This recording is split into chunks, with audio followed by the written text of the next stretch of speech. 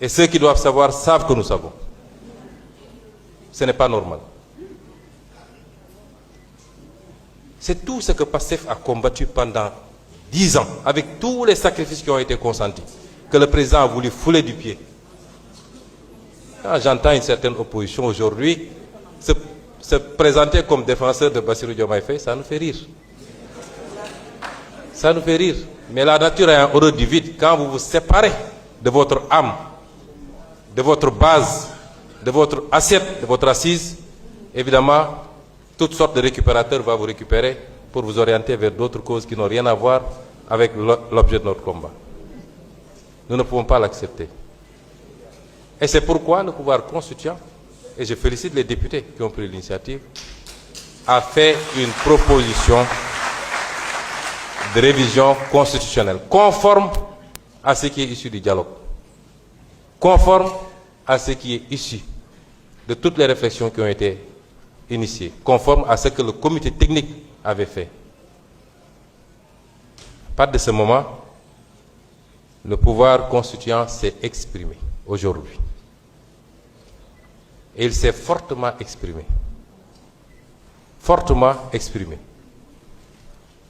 Nous sommes dans une démocratie. Les choses se règlent dans les canaux qui ont été tracés par les textes.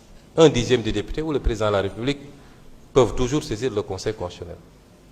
Le Conseil constitutionnel a une jurisprudence constante, une jurisprudence claire, qui veut que lorsque le pouvoir constituant s'est exprimé, c'est le peuple qui s'est exprimé, le Conseil constitutionnel ne vérifie que la procédure et les clauses d'éternité.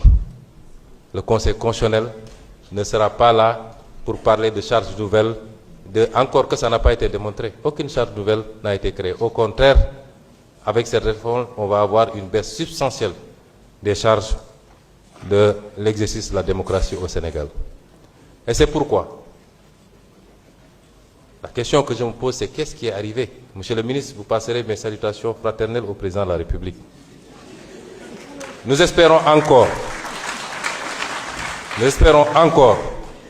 parce qu'il ne sera jamais trop tard pour revenir à l'essentiel, pour revenir à ce qui fait son âme politique. Je ne pense pas qu'il ait pu autant varier en si peu de temps. En quoi ça peut gêner le président de la République, lui-même qu'il a dit dans une déclaration en tant que candidat, que le président de la République doit déclarer à l'entrée et à la sortie. Il l'a dit, les vidéos sont là. Qu'est-ce qui a changé entre-temps? Lui-même a dit, dans les vidéos qui sont là, lorsqu'on était opposants, et nous tous nous le disions, que le président de la République ne peut pas être président de parti, parce que quand on l'attaque en tant que président de parti, on invoque son statut de président de la République. Qu'est-ce qui a pu changer? Qu'est-ce qui est arrivé à notre petit frère et président de la République, Bassirou Diomaye Diakhar Faye? Qu'est-ce qui lui est arrivé?